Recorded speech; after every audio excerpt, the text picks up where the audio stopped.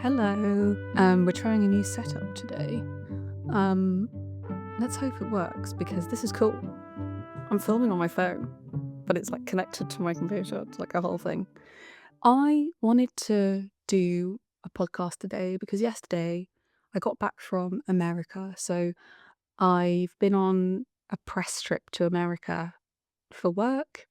Um, it was a really incredible experience. I always find for me that traveling, although I find it really tiring, it gives me a level of creativity and perspective that I can't get at home. So quite often, like, I don't know, I'm not one of those people who can stay in the same place and have renewed creativity there. I kind of feel like I need to go away and come back to find any kind of perspective. I started in New York, then went to Philadelphia, then finished in LA.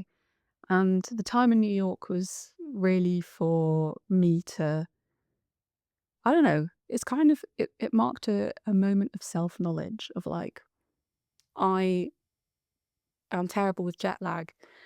My mental health, I just feel like I'm existing in an alternative universe. And that's a bit how I feel today coming back.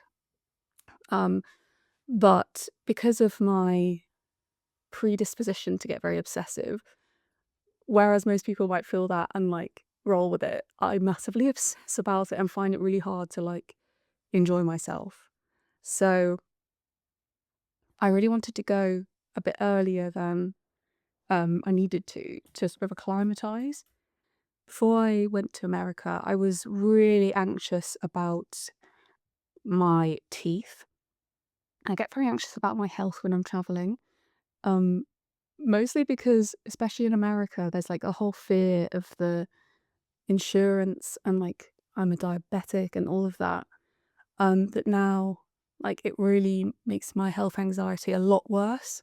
So before I went away, I went to the dentist to like check everything was fine, and she said it was all fine. She did like a little filling, but then the night before I went away, I felt pain again, and I was just completely spiraled. So a lot of the time in New York was me like spiraling about getting tooth pain, and was I feeling tooth pain? Like I kind of hyper focus on areas of my body that are feeling different or feeling unwell. Um, and that was like the thing with the teeth for like the first few days. I feel like every time I go to America, there's something slightly neurotic that stopped me from having a great time. And for this time, it was my teeth. I still did have a good time, but it's like, when will there like not be a health anxiety that like gets in the way of feeling completely free? So that was going on. So then I went to Philadelphia and had a brilliant time. I went to Curtis, which is a conservatoire there to cover the opera school, and I definitely found it really hard to hear press speak about a conservatoire. And, they were all telling me how Curtis is different, blah, blah, blah. But like in my head, I'm like, but these places are all the same, like in a sense. There are going to be people here who are having a terrible time. There are also people here who are having a great time. That's just the reality of an institution. And so I just found it really hard to detach from like my own projection of what people might be feeling. And I went to a cello recital on my last night in Philadelphia. And I was like so anxious the whole day for the guy who was playing. And I saw him on the street and I was just like, I projected that he looked really nervous. He probably didn't. But I was projecting like how I'd be feeling and oh my God. Um, but actually the recital was a very like healing experience to see, and he just seemed genuinely really happy and everyone was really nice to him. He seemed to have had a good time with his teachers. He also had 5 cello teachers, which I feel like is quite radical. I don't know if the same level of possessiveness around teachers necessarily happens at Curtis or happens in America as much, but I definitely felt like there was a detachment there that I really liked of like, he clearly didn't feel there was a particular loyalty to like a school of playing or like a teacher. Like he felt very free to do his own thing, which I loved. Um, yeah, and then I went to LA and that was just mental. I don't think it's for me. I don't think it's for me, but it was fun. I would tell you the whole story, but I'm just like, "Oh, it's boring. Do you really wanna know?" Um, yeah, I was there to do a few pieces, one or both actually for choir no, one for opera now, one for choir and organ. I went to see a school project in Compton, a singing school project, which was really amazing.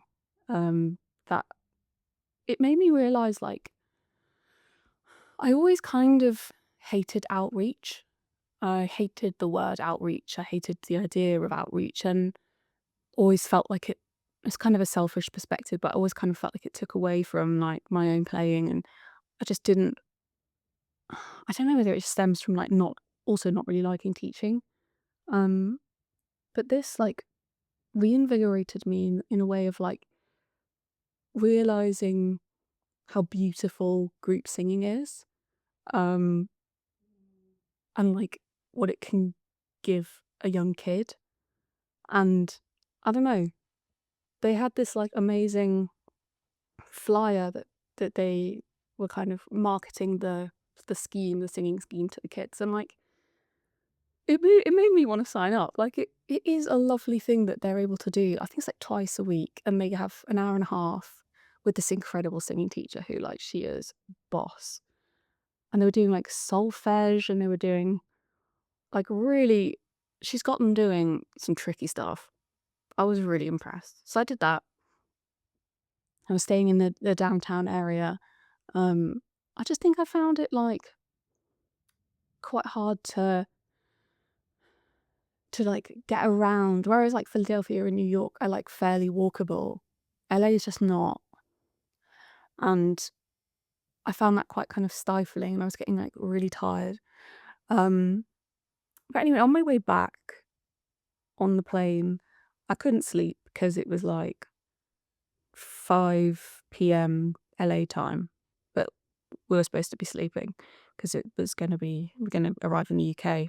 I went back through I don't know how I got onto it, but I went back through my voice memos. When I was in college and, like, even before college, when I was in Sheetham's, I would record voice notes all the time.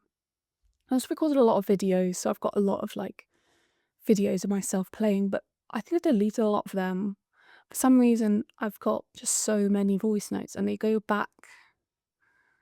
all the way back, I think, to 2014, and they're just of me playing scales and like performances I've done, and the audio quality is horrific. We have come far. But what was interesting, I recorded a few of my lessons with my cello teacher that I had a really hard time with. Um, I think I started recording my lessons with them because I just couldn't understand what they were trying to teach me. And I didn't know whether that was because I was so zoned out or what. But I remember feeling like I'd write everything down from the lesson, but I would just really struggle to recall what happened in the lesson. Um, I felt like I just blanked out. So I decided instead to record my lessons so that I could listen back to them later on. I didn't actually tell them I was doing this because I knew that they wouldn't want me to, um, which is interesting in itself. I knew that would be a no. But listening back, it was really hard. Like, the 2 lessons that I've still got that I recorded are kind of run-of-the-mill cello lessons I would have with this teacher. There's nothing, like there's nothing outwardly worrying about them, like, they aren't indicative of, like, the lessons that made me wanna stop or, like, that I remember being so, like, traumatic, I guess. But what I did hear in them mostly, like, what affected me was the sound of my own voice talking to the teacher. They would ask me a question, and I would be silent, and they would ask me again, and I don't remember this. I don't remember feeling mute or feeling silent. They'd ask me again, and my voice, like, felt sounds so compressed. It's like it just sounds so compressed and, like, shaky and worried, And that is something I don't remember and didn't even realise was happening. Um, they'd ask me a question like, "What piece do you want to play?" And, like, it would take me, like, so long, like 30 seconds to think about what I was going to play and to say anything. I must have looked really stupid, but I don't even really remember that being a thing, but listening back, I'm like, "Oh my gosh, you didn't have any self-assurance." Like, you weren't self-assured at all in that scenario. You didn't feel like you had any power. And another thing that's been happening recently, kind of to do with that, listening back to all these voice notes also of my former playing, I remember getting really frustrated in college that, like, my marks weren't very good, um, and always feeling like it's a weird thing. There's a kind of, like, tautology of I thought I had no confidence, but at the same time, I thought I was better than I was. And this is really it's really hard to, like, put into words, but I believed I was capable of getting much better marks than I could. But now listening back, maybe even with, like, a critic's perspective, there isn't tone color there where you would hope. That, like, a lot of the sound is very scrappy, a lot of it is not very focused, a lot of it is very, it sounds kind of surfacey, it doesn't sound full, or it sounds very forced and doesn't sound, like, pure and natural. Um, and I never remember really hearing that, or I'd hear, like, my teacher explain that, and I couldn't change it.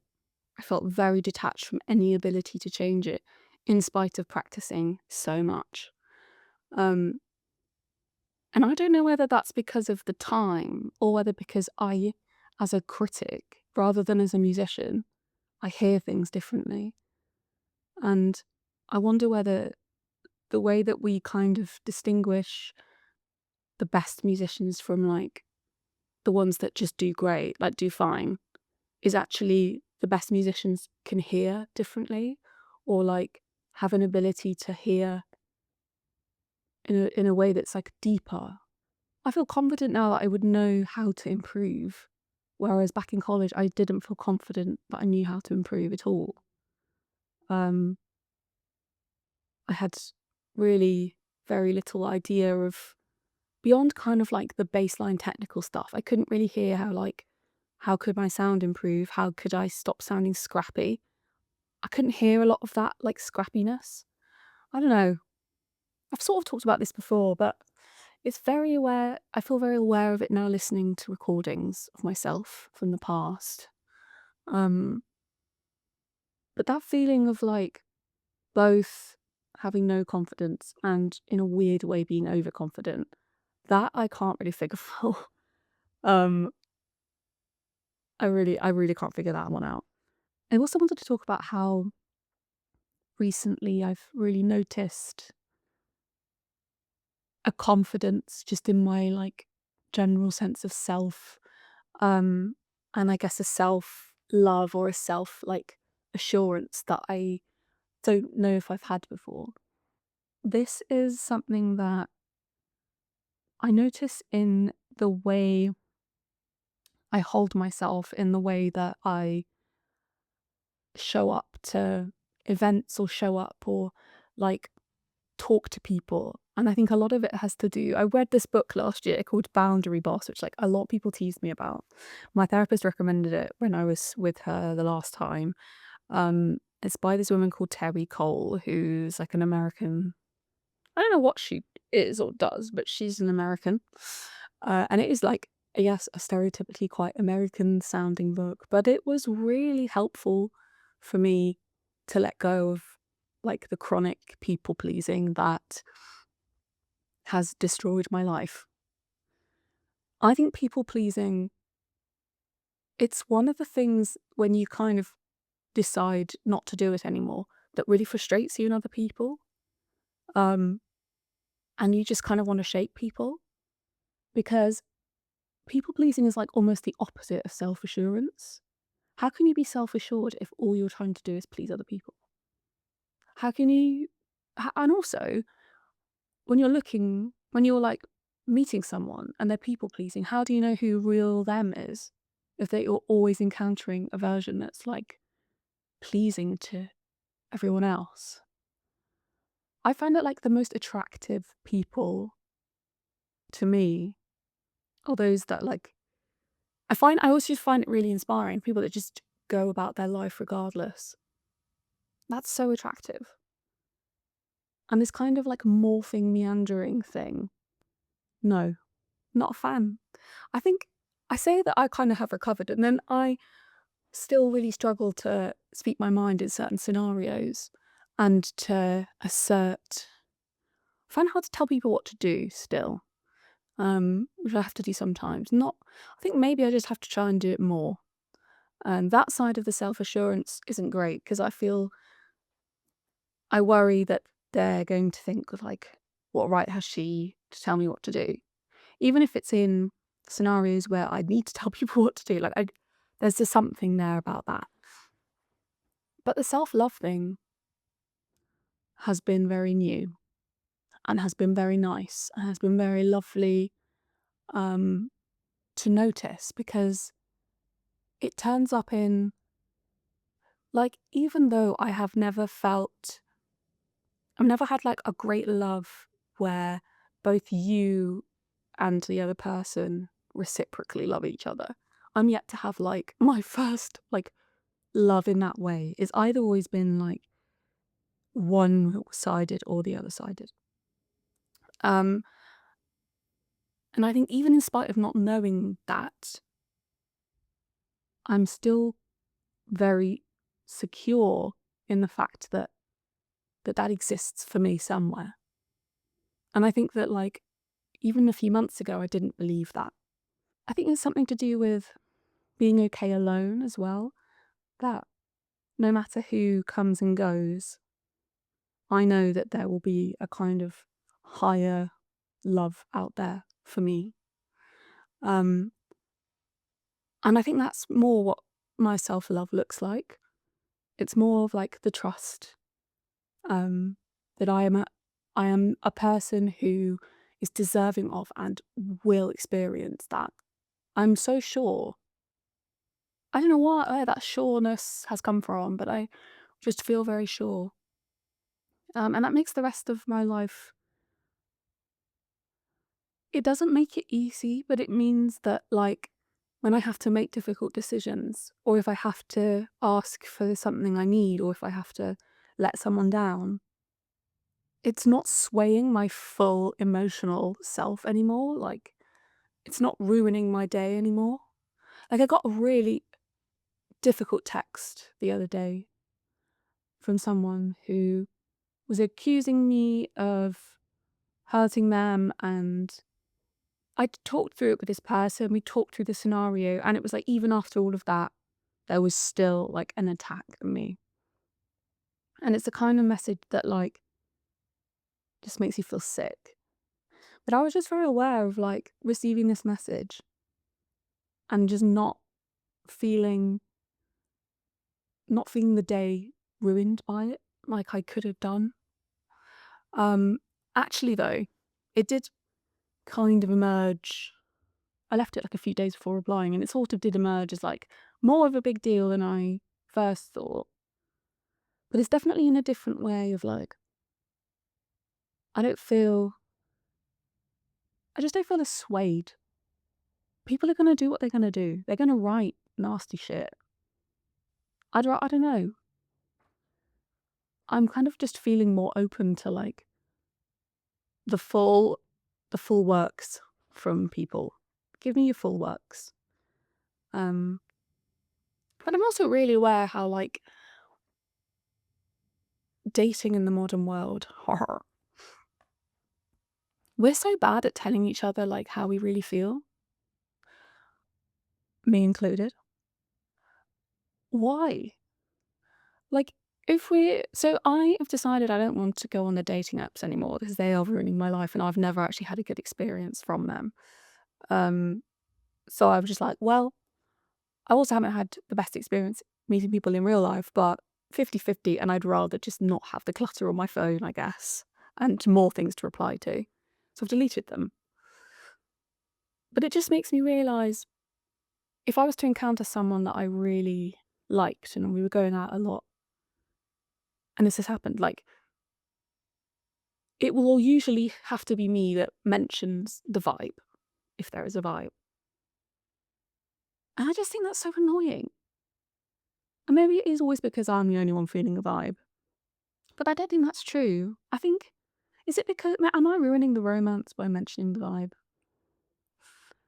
But then it always feels unclear and like, I don't know, my brain is too obsessive to not know. Like, where are we going? Like, what is this? I just want to put it in writing, and I don't think there's enough of that going on. And that's annoying. And I think we need to change that if we're going to commit to like in-person encounters. And it is risky. I kind of wish I told people more if I liked them or if I was interested in them. Because, like, anyway. Anyway. That's kind of almost everything I had to say. Somehow dating managed to like end the flow. Thank you so much for joining me. Please do let me know what you think about anything I've said. And I look forward to seeing you very soon with another episode. I don't know what it's going to be. Can't tease that one. We've got a few planned for May, and well, like recordings planned for May. But other than that, maybe we just have to fill the feed with chit chats. I know there were a couple of things we want to discuss. There's also a book we want to discuss called Monsters, which I have nearly finished. But it's a really interesting read. Oh my God. It's kind of blown my brain. It's all about like the art versus the artist argument, and like how much can we consume the art of an artist that we know is problematic, and that whole ethical question. It's really made me think. So thank you so much for joining me. And I really look forward to seeing you again incredibly soon.